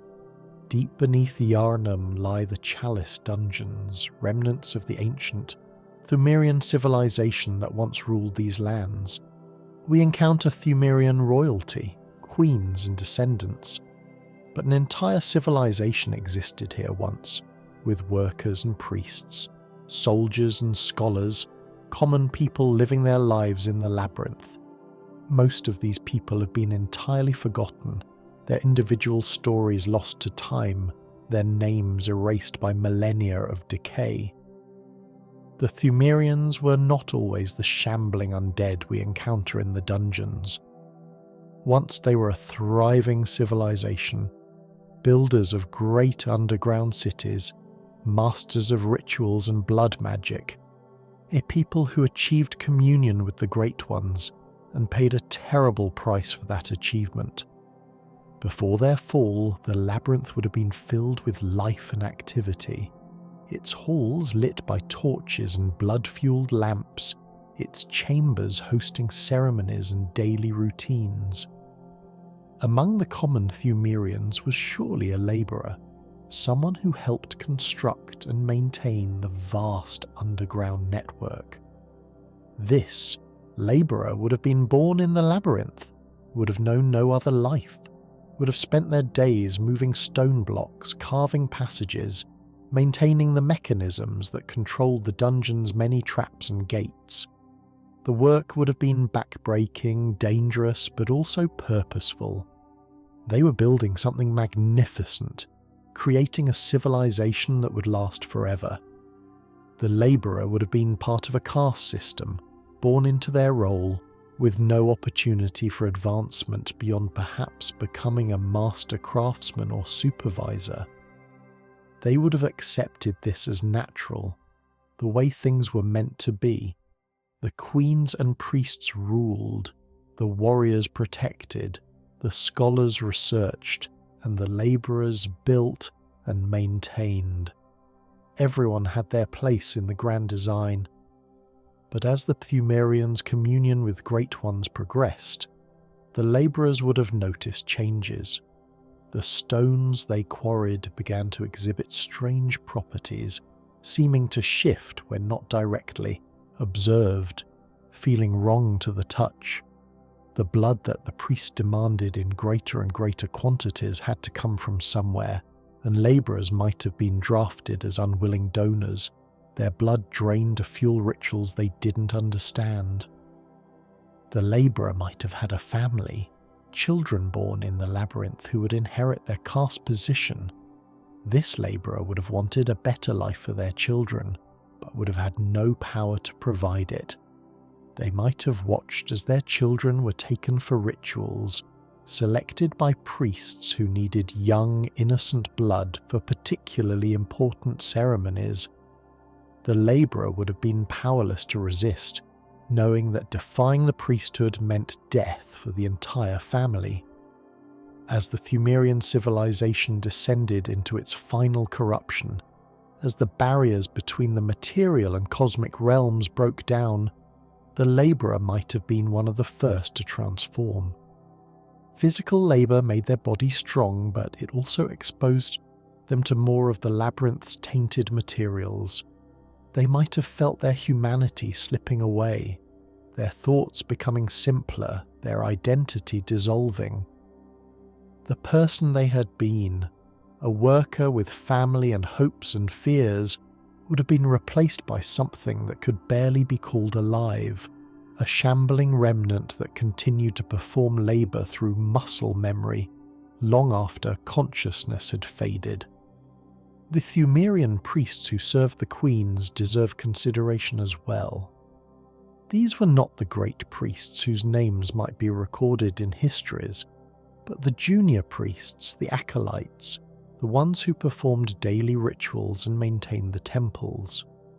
One such priest might have been a young person, selected for religious service because of some perceived spiritual sensitivity, trained from childhood in the complex ceremonies that honoured the Great Ones. This young priest would have been idealistic initially, believing that they served a noble purpose, that the rituals they performed brought blessings to their people. They would have studied ancient texts, memorized prayers in languages so old that even their teachers didn't fully understand them, practiced cutting precise patterns with ritual knives. The work would have been demanding, the standards exacting, but the young priest would have felt proud to be part of something so important. As they rose in the priesthood, they would have been exposed to deeper truths about what their rituals actually accomplished. The blood sacrifices they performed weren't symbolic gestures, but literal offerings to entities that consumed the blood and the life force it contained. The prayers they recited weren't meant to be understood by humans, but were designed to resonate with alien consciousnesses that existed beyond normal reality. The young priest might have been present when the Thumrians achieved their greatest and most terrible success, full communion with the Great Ones, the moment when the barriers finally fell and cosmic entities entered the labyrinth directly. They would have seen things that human language couldn't describe, would have felt their minds straining to comprehend sights and concepts that brains weren't designed to process. Some priests might have gone mad immediately, their consciousness shattered by contact with the truly alien. Others, like our young priest, might have maintained sanity, but only by fundamentally changing who they were, by allowing parts of themselves to be overwritten by cosmic influence. The person who emerged from that communion wouldn't quite be human anymore, wouldn't quite be themselves, but would be functional enough to continue serving in their role, now truly understanding what they served and unable to stop even if they wanted to. The Thumrian warriors who guarded the labyrinth were themselves forgotten figures. We fight them as enemies now, but they once protected their people, stood watch over important chambers, trained in combat, techniques passed down through generations. One such warrior might have been a member of an elite guard, someone chosen for exceptional skill and loyalty, assigned to protect one of the queens. This warrior would have taken their duty seriously, would have felt honoured to serve directly rather than being assigned to some remote outpost. They would have stood in throne rooms and ritual chambers, witness to ceremonies and decisions that shaped their civilization's fate. But they wouldn't have had any say in those decisions, wouldn't have been consulted, would have simply followed orders without question, because that was a warrior's role. When the warrior saw their civilization beginning to transform, when they watched their fellow Thumrians losing their humanity, they might have questioned their orders for the first time, but questioning would have been too late. The transformation wasn't something that could be stopped through military action or through refusing to follow commands. It was already happening, had been happening gradually for so long that by the time it became obvious, reversing it was impossible. The warrior might have been among the last of their people to transform, their physical strength and training allowing them to resist longer than others. They might have continued standing guard even as they felt themselves changing, continuing to fulfill their duty even as their mind faded and their body warped. The warrior we encounter in the Chalice dungeons, still standing guard over now meaningless chambers, might be the remnant of this person, continuing through instinct alone to perform a role that lost its purpose thousands of years ago. The Thumrian children have been entirely forgotten by history, but surely the civilization included families, young people who played in the labyrinth's halls and learned from their parents. One child might have been the son of a priest, destined to follow in his father's footsteps, already beginning religious education while still young enough to not fully understand what he was learning. This child would have lived a life shaped by ritual and hierarchy, playing games in temple courtyards, making friends among other priests' children, learning to read ancient texts before learning anything about the wider world. The child's education would have included exposure to blood magic, participation in minor rituals, gradual desensitization to violence and death. This was considered normal, proper preparation for an adult life serving the Great Ones. As the Thumrians' transformation accelerated, children like this would have been sacrificed in increasing numbers. The priests believed that young, uncorrupted blood was most pleasing to the Great Ones, most effective in rituals seeking favour or mercy. The child might have watched friends disappear, taken for ceremonies they never returned from, before eventually being selected themselves. The child's last moments might have been spent not in terror, but in a strange acceptance, having been taught that sacrifice was the highest honour, that their death served their people's survival. They wouldn't have understood that their sacrifice accomplished nothing, that the rituals were failures, that the Great Ones were indifferent to Thumrian offerings. They died believing they were heroes, when in reality they were simply victims of a civilization that had lost its way. The Executioners and Vilebloods. The conflict between the Executioners and Vilebloods is presented in the game as a clash of ideologies and factions, but behind that conflict were hundreds of individual people on both sides, each with their own motivations and stories. Most of these individuals are completely forgotten, reduced to corpses scattered through Cainhurst and the Forbidden Woods, their personal histories erased by the violence they participated in. The Executioners were healing church hunters who adopted a particular religious zealotry, viewing themselves as righteous warriors purging corruption. But before they were executioners, they were individuals who chose to take up this cause. One such person might have been a young man from a religious family, raised to believe in the church's teachings, who joined the executioners because he genuinely believed it was the right thing to do. This young executioner would have been trained in the faction's brutal methods, learning to use the Logarius wheel and other unwieldy weapons designed to crush and destroy rather than kill cleanly. He would have been taught that the vile bloods were less than human, corrupted beyond redemption, and that their extermination was not murder, but holy work, cleansing performed in service to a greater good. When the executioners marched on Cainhurst, this young man would have been among them, caught up in righteous fury, convinced that he was doing what needed to be done. But when the killing started, when he found himself crushing the skull of a vile blood servant who was trying to run away, when he saw children being killed alongside adults, doubt might have crept in. This wasn't the glorious battle against evil he'd imagined. It was a massacre, and he was participating in it.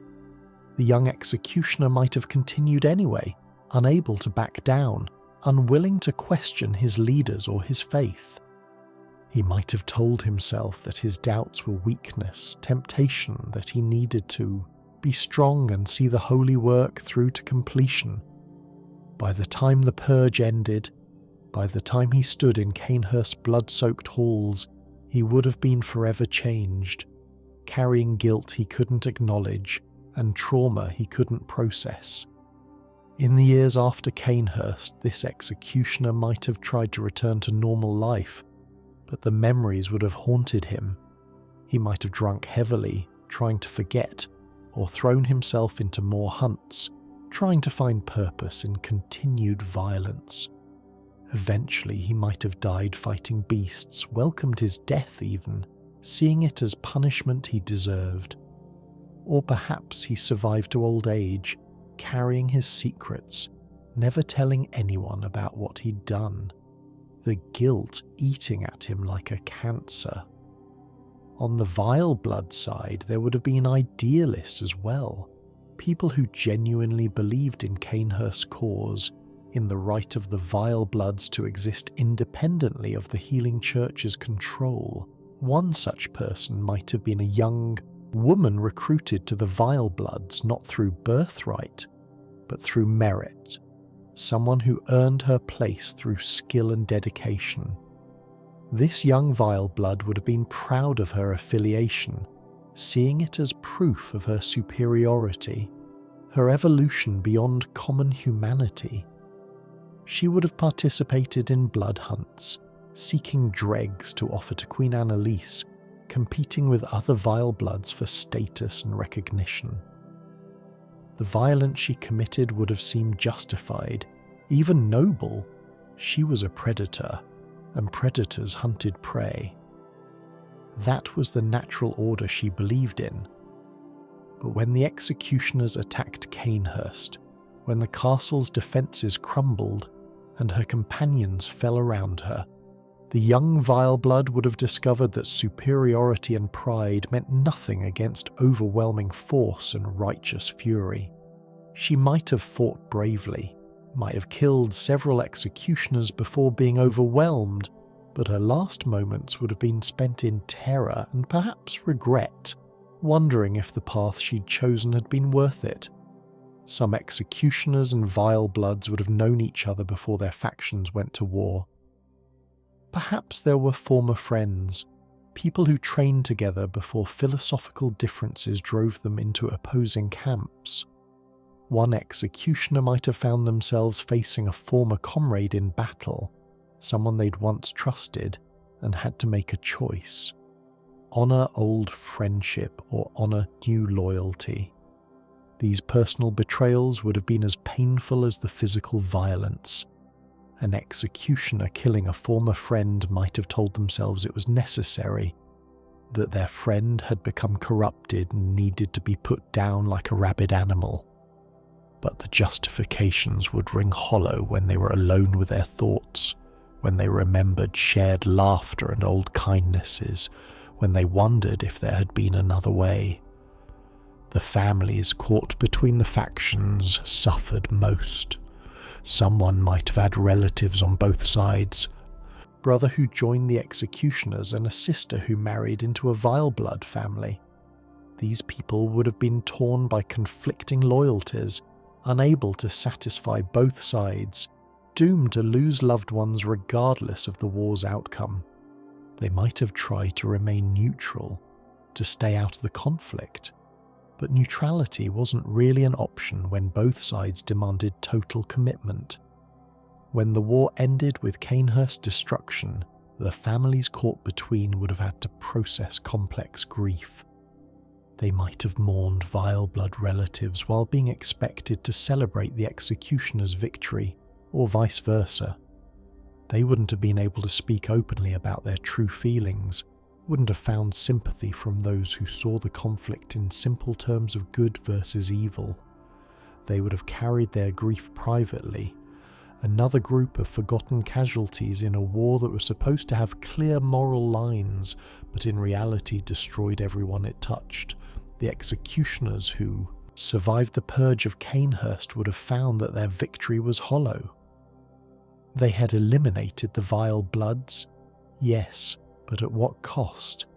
Some executioners might have been haunted by what they'd done, finding no satisfaction in their accomplishment. Others might have tried to continue their mission, seeking new enemies to justify their existence. But without the vile bloods to oppose, the executioners lost their purpose and gradually faded from prominence. One surviving executioner might have become a drunk, spending their days in taverns, occasionally telling war stories, but more often sitting in silence, staring at nothing. Other patrons might have avoided them, sensing something broken and dangerous in this scarred, silent figure. The executioner would have welcomed the isolation, feeling unfit for normal human company, carrying memories of things done that could never be undone or forgiven. Conclusion.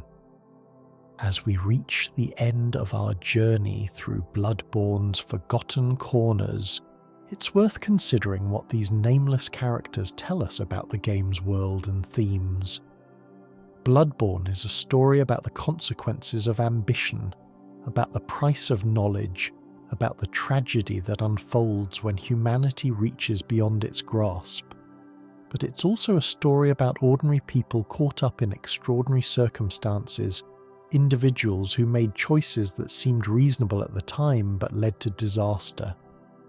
The forgotten characters we've explored tonight, the choir researchers who sought enlightenment and found madness, the hunters who protected Yarnham before becoming monsters themselves, the Fishing Hamlet villagers who worshipped Great One and were destroyed for it, the servants and citizens who simply tried to live their lives in a cursed city.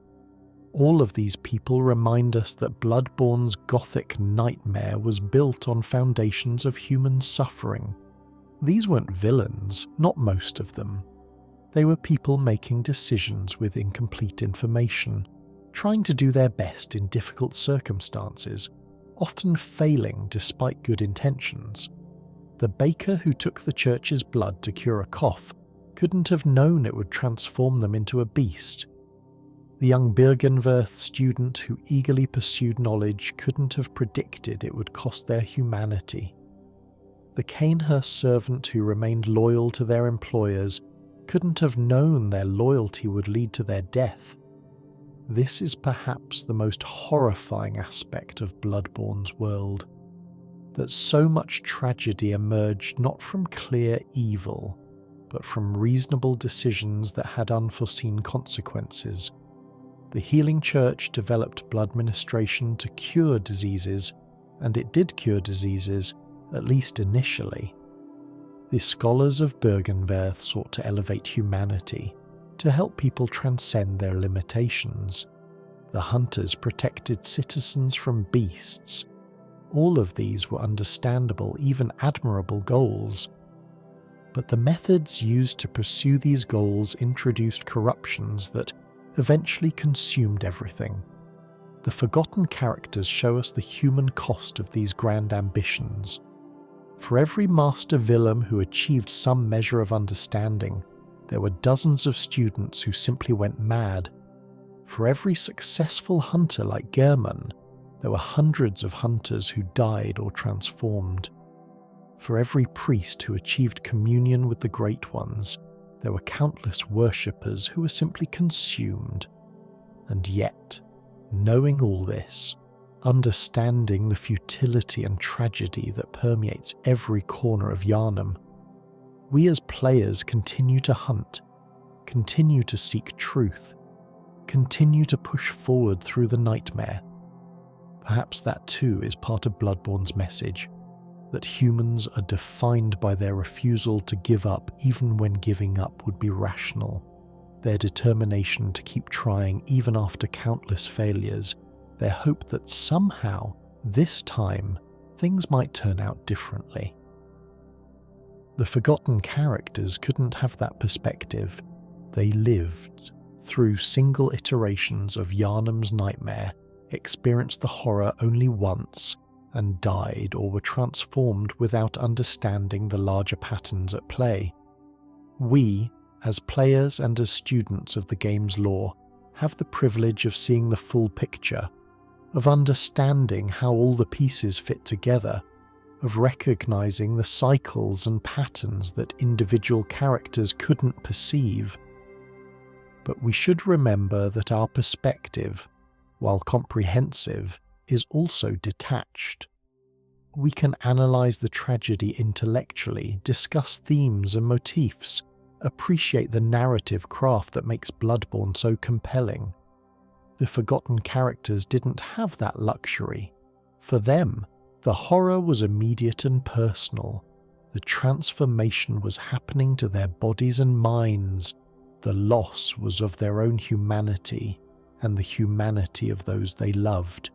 When we next play through Bloodborne, when we cut down hostile villagers or defeat beasts in the streets, perhaps we can take a moment to remember that each of these enemies was once a person. The mob carrying torches and pitchforks were once bakers and doctors, parents and children, people with daily routines and small joys. The beasts howling in the darkness were once human, with names and histories and loved ones who mourned their transformation. This remembrance doesn't make the game less enjoyable. If anything, it deepens the experience, adding weight and meaning to our actions.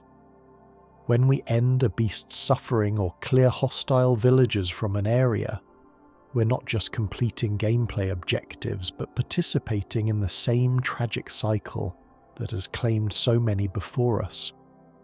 We're adding our own chapters to a story that spans generations, a story written in blood and madness, a story where everyone who participates becomes part of the tragedy they're trying to end.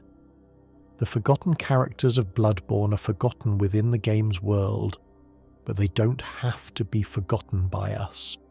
By exploring their possible stories, by imagining the lives they might have lived, by acknowledging their existence even when the game doesn't explicitly confirm it, we honour their memory in a small way.